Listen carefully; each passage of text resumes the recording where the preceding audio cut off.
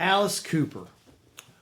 Okay. Where did this picture come from? You gave it to me. That picture is historic. This is Alice Cooper right here, right? That's Alice Cooper. Down next here, right? next to Alice Cooper on the front is the guy that wrote most of the songs. The guy that wrote most of the songs. What was his? God, I just. This is you up here in the corner. That's me with the dog collar. And then this is the Eddie Kalika, who was the Warner Brothers rep and record rep. Yeah. And I don't think anybody's ever seen this picture before. This is like their first two shows or something, wasn't it? Okay, it was the first shows at the Alexandria Rock Theater. Yes. At the Rock Theater was a movie theater at the end of St. Asaph Street. Yes. Now, on the other end of St. Asaph Street was the Alexandria Roller Rink. The Alexandria Roller Rink, we could put up to, I think, 4,000 in there, squeeze. Yeah. The Rock Theater would only hold maybe 1,800, and they did Alice Cooper did two shows. Okay. That night of Alice Cooper, that was Shep Gordon managed Alice with Leo Finn was his partner. Yeah. Leo Finn's daughter was Sherry Finn. Yes. Sherry Finn was on the Twin Peaks. Yes. Twin Peaks. Yes. And and obviously that was a big movie thing those days. But the very first, the significance of that picture is the first, what we call headline date. Barry Richards, my partner, broke I'm 18. And, and the album Love It to Death. That's where it all started. And Alice did two shows. The Leo Finn and Shep Gordon, I forgot what they got percentage-wise and everything. Ultimately, Shep, I guess, bought out Leo Finn. Okay. And went on from there. And we did a number of Alice Cooper shows at the Alexandria Roller Rink. And, they always made money. And the thing about the Alice Cooper shows is it was crazy, and we had all sorts of opening acts and everything. But now you and I talked about Alice Cooper and how the shows went. Yes. And correct. They had Killer, Muscle of Love, all sorts of different stuff. But Alice did the electric chair. Yes. Then Alice did the gallows. Yes. Then Alex added in the guillotine. Then I did the Christmas shows with Alice, where Alice beat up Santa Claus. Yeah, and then we had the dental thing where he had a giant toothbrush chasing Alice around the stage. All right, now the big thing about Alice Cooper when he became a headliner and everything is it was the five guys. It was, Bruce, what's his name? Jack Bruce. Wasn't it Jack Bruce that wrote the songs?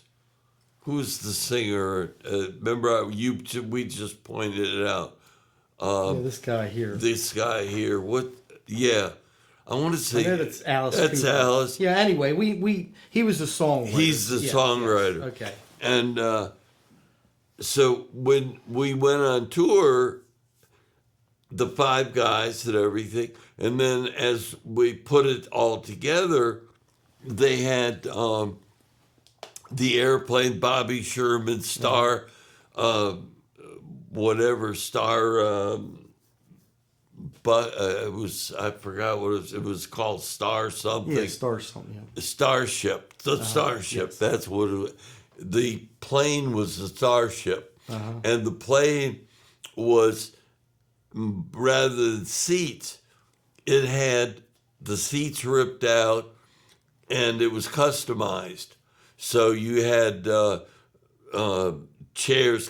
They had a bed. They had a bed in the back, a water bed in the back of this thing. And I remember I was on the plane for some stuff. I would travel with them, but they had a stewardess. They had shrimp. Wow, I mean, wow. It was, it was great, and everything. In addition, I remember I told you about Norfolk. We did Norfolk, and they had it was Dick's Klotzman's date. We had this pig on a platter, and with an apple in its mouth. And, you cut it off, and all sorts of food. And in those days, Alice drank Budweiser. And Shep drank VSOP. Okay. So you always had, I had to have VSOP, and then I had we had cases of Budweiser. I mean, it was not. Shep Gordon was a manager of Alice Cooper. Yes. Yeah, yes. Yeah, and they, to the best of my knowledge, and you'd have to look it up to correct it, I do not believe they ever had a written contract between them. Wow. To this day. Well, that was old school days. Yeah, you could. Well, it was sort of about the relationship that Shep. Gotcha. There's a movie, Mensch. You said he was a real good guy. It loved everybody to this day loves Shep, and Shep took care of several other artists. He had Teddy Pendergrass. I forgot who all he had, but I think if you ever run across Alice for a show, that's a question to ask. I don't believe Shep Gordon ever had a contract with Alice Cooper. Now, wow. What happened is Alice, all this is going on, and he's huge. We're doing the Bobby Sherman plane, and we're this and that. Everything's going good. All right. When they do the gallows, yes, what the gallows are is they have a leather vest yes, that Alice goes into, yes, ties over, and then they drag Alice up onto the stage of the gallows, gotcha. and the roadies put him up toward where the hanging. Okay. Okay, they get him up, and what you don't see is behind them, they're taking a chain or whatever, and they're looping it, they're tying it to this vest of Alice's in the vest, and he's hanging, and then, they're saying whatever they're doing. And the last thing is they release the gallows.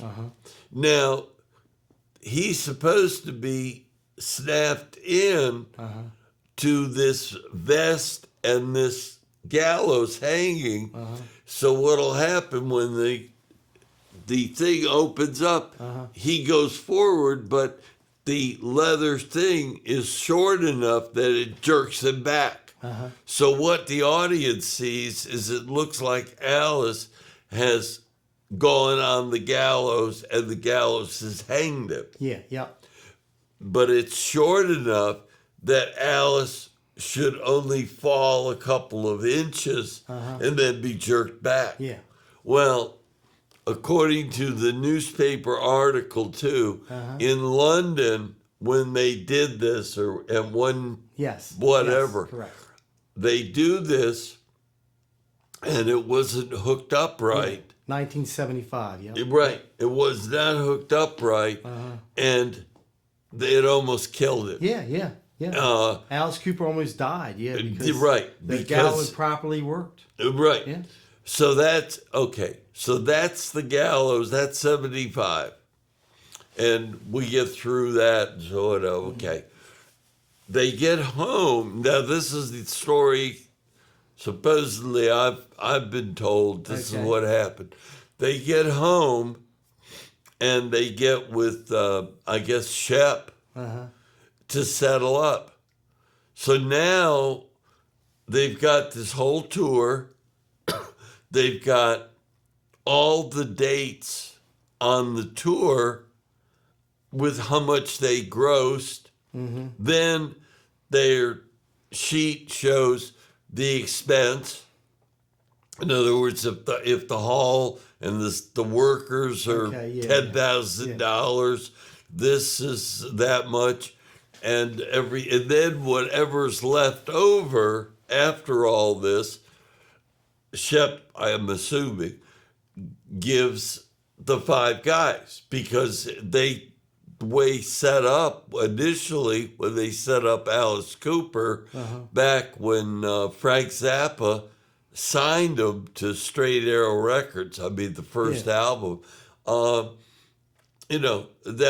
was the deal. There was the five guys. The one guy writing. Was it like 800,000 a piece? Or 800, yeah, like 800,000 a piece. He gave 800,000 a piece. Yeah. But that's right. So the five guys, the Shep's doing, or whoever's doing, the accountant. There might have been an accountant, and they go all these numbers, and then they go, okay, this amount's left over. We divide that by 5. Each of you get 800,000, say.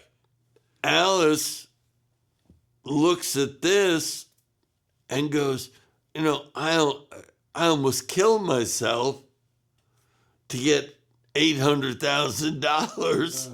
I could have died. And I remember I had talked to him because I did Seals and Crofts.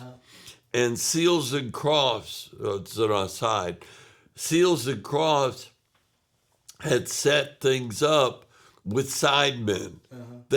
When they got ready to tour, when they headlined, because their first one was Unborn Child. And then they had Get Closer, they were big.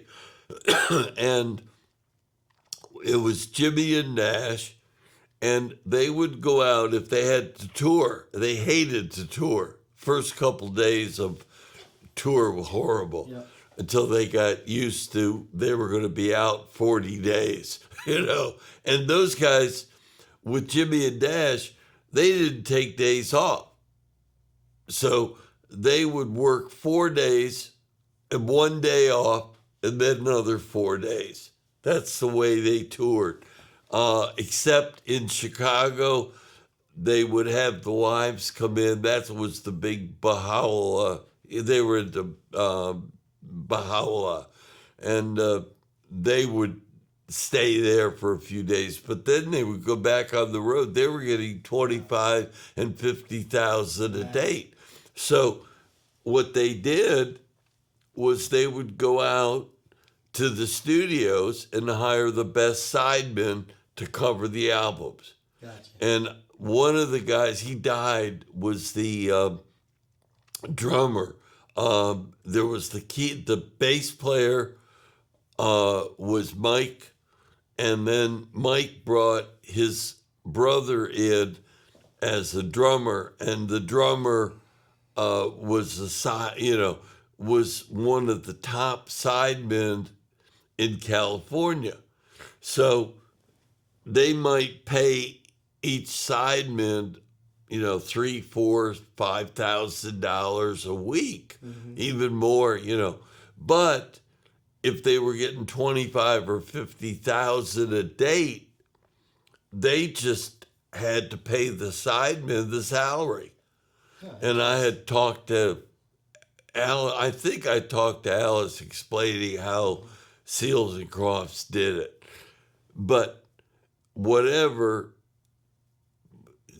after all this, and then Alice looking at the bottom line, he said, "Hey, man, we're going to break up and he did. He broke up the band and put together Welcome to My Nightmare. Gotcha, yeah. And that's where he met his wife, Sherry. And he changed his name from Vincent Fournier. To Alice Cooper. Right. Well, he didn't change it so much. He licensed it. Yes, exactly right. Yes.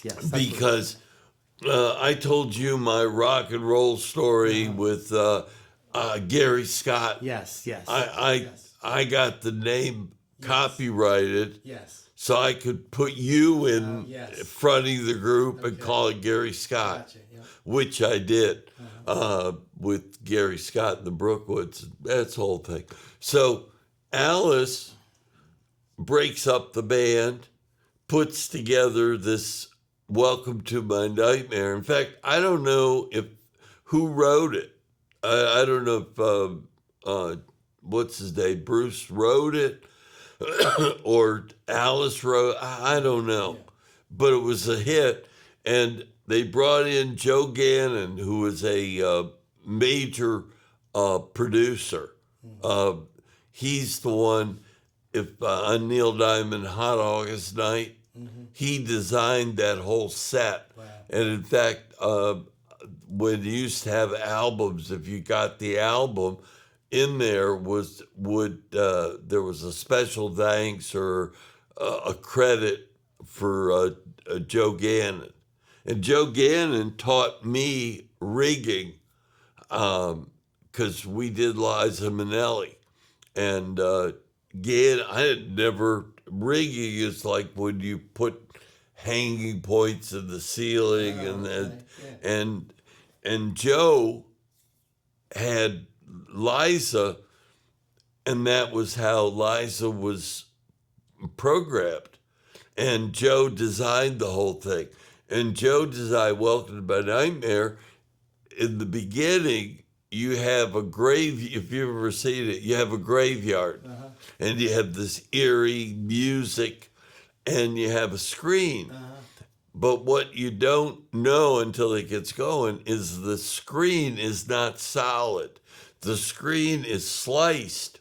So what it is hanging down this, all these strips that make up a screen. Now, when you look at the screen, you've got this person in a graveyard. You've got a graveyard in the screen, and you got this eerie music and this and that. And then, if you ever see the show, all of a sudden, Alice burst through the screen and the music starts. That's neat. And then it's the whole Welcome to My Nightmare. And that's where it was so successful. Alice didn't know if that would be successful, if the audience, and they accepted him. And from that point on, it's all Alice Cooper and super sidemen. He had this girl, I forgot her name, but a guitar player. I think she might still be super. And when they got ready to tour, the management would go around to studios and stuff and pick out the best people and offer them a job as a sideman for Alice. And that was it. And then the band the guys in the band, I know they put out some independent albums because they contacted me. I put them as an opening act at Hammerjacks a couple of times, from Alice Cooper. I don't even remember who now. But Alice went on, I think he's done, last time I talked, 25 albums at least. Wow. And one of them, we were driving over here, one of the biggest albums was Poison. Mm-hmm. And I did the promo party at the Hammerjacks for Alice Cooper's Poison. And that's, he had all hits.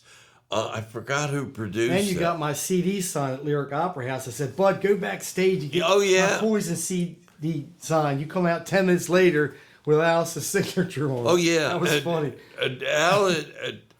Alice was the greatest, is the greatest as a person. You said he was a down-to-earth guy. A super guy. And especially, I took my daughter to the Lyric. Mm-hmm. Didn't I get you tickets to the Lyric? No, that's the Lyric. That's where your daughter went and I went. Right. And you got the Poison CD signed backstage. That was it. And Mark Allen was there too. You're right. Yeah. Okay. And Debbie had just passed away. Yes. Because we were going to go. Yeah. And then we passed away.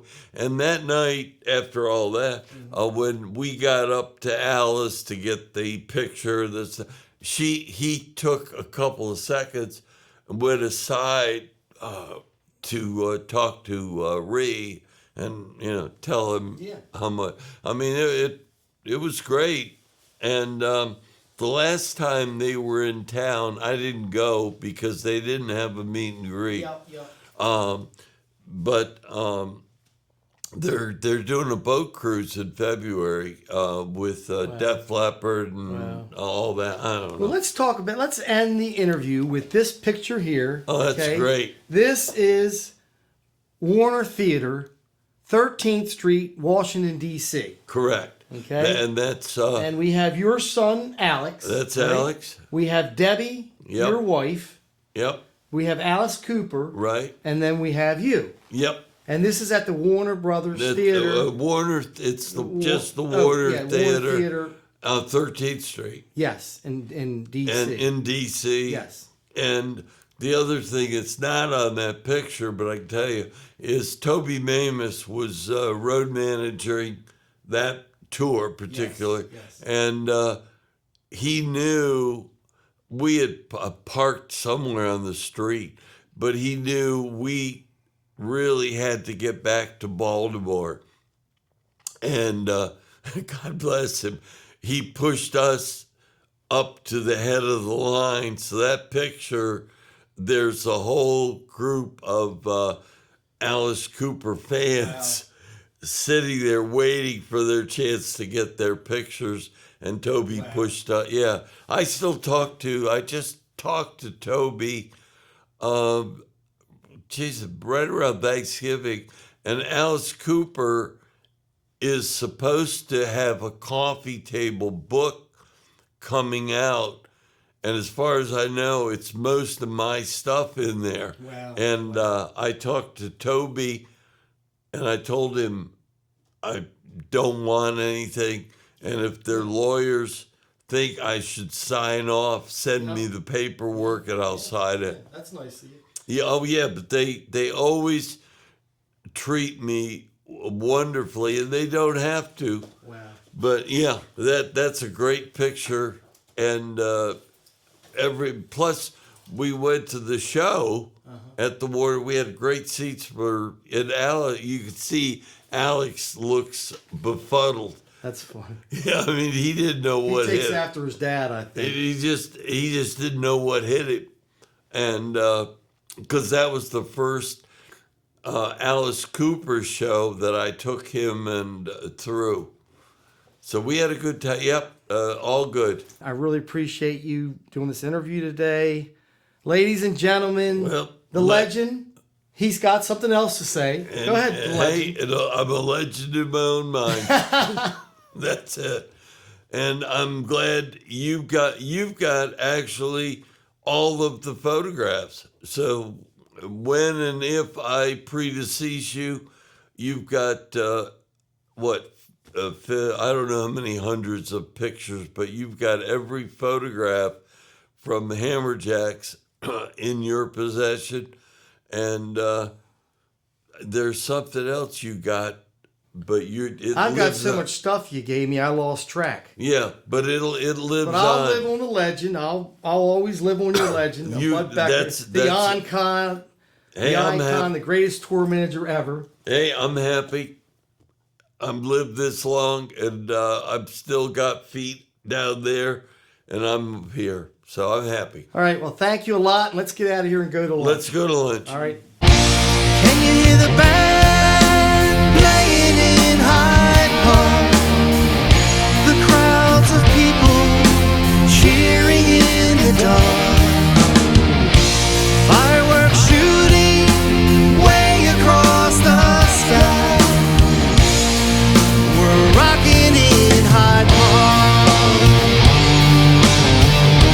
Yes, we're